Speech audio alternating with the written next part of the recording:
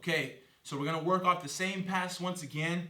This time look at a different transition. This is gonna be where we spin around their head and look to take their back. One of my favorite transitions off of passing the guard to find the back.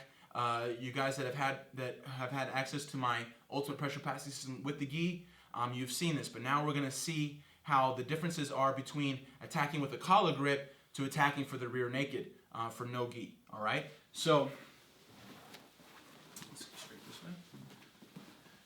So once again, we put him down, second ankle, boom, we pass, he turns. Now, instead of maybe him exposing his arms so much this way, around close to his neck, we're gonna say his arms a little lower, like he's trying to get onto his side, maybe push my knee or even reach for my knee, and we're kind of in this spot, okay? So I'm gonna drop my knee down, all right? He's on his side, no space for me to attack his neck here, getting through his arm, so I'm gonna step my leg around his head, okay? As my left knee comes around his head, my left elbow is gonna drop in front of his stomach, okay? Here.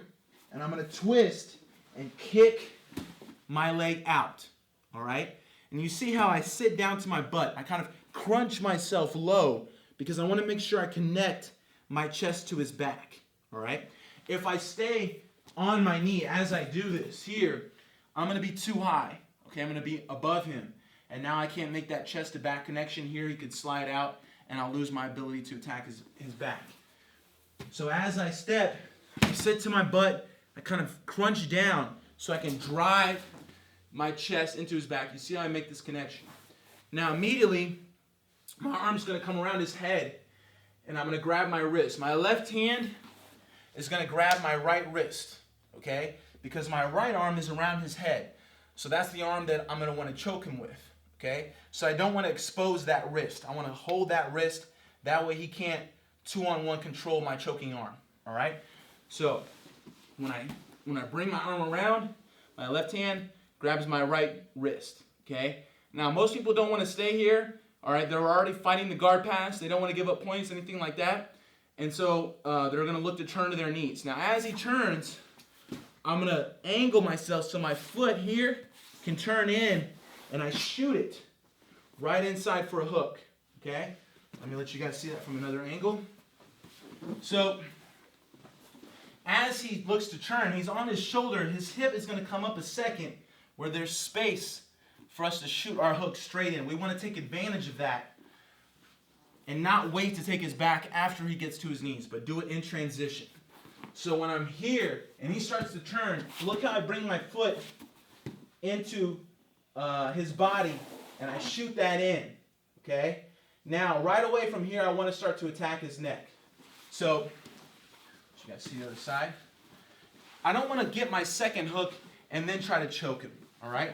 As soon as my right hook comes in, I'm going to look for my second hook, but one of the most common things for him to do is to use his left hand and try to push my foot out of the way, all right?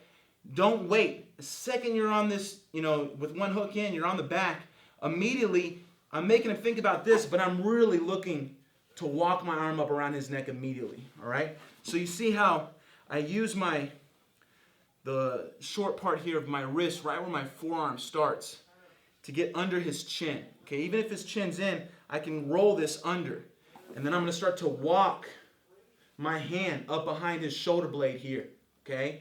Now, and once I'm under his chin, I'm ready to attack the neck. I don't need both hooks, okay? As soon as I do this, I'm gonna bring my other arm out, clasp my hands, and start to slide my arm behind his neck, okay? I don't wanna grab my bicep and try to comb his hair like this, because from here he can get that wrist and control it and keep me from looking to finish the choke. So when I'm here, I'm gonna pull this and slide this directly behind his neck. Now my chin's on top of my arm. From here I can squeeze and finish the RNC, all right? So we're gonna use this pass as a way to transition all the way around to their back and look for the RNC finish immediately, okay? Let's do it from the side. So we make him flat, second ankle, throw, clear. He starts to turn, no room to attack the darce. 1, 2, right in front of his belly. Twist, kick that leg out, drop down, So we can get our chest to back. Grab the wrist. Remember, grab the choking hand wrist. That way you are hiding that wrist. Okay, he can't 2-on-1 control it and stop us from getting the choke. So I'm here. He looks to turn. We have our hook ready. Immediately we shoot it in. Right away. The second he looks to block that other hand, bring the arm all the way around. Okay. If he didn't move his hand down and he was just here, I'll use my underhand to fight his wrist. Okay. And I'll do the same movement where I scoop under and walk my hand up to the back of his shoulder. Okay. Now from here I can let go of that hand, clasp just to kind of set it in, and then look how I open my hand and slide my arm behind his neck. From here I have the finish. One more time. Let's do it this side. Put him down. Start the pass. He turns. Kick out. Under over control as he turns. Place our hook in. Okay. Look how I control that wrist and start to threaten the second hook. But really I'm looking for the neck. Okay. Walking this up. Lock. Behind the head. And finish.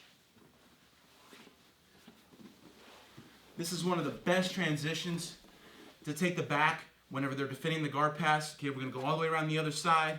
And immediately, as we're getting our hook in, we're already working to get our arm under their chin, lock that up, and get the RNC finish before they even realize what happened.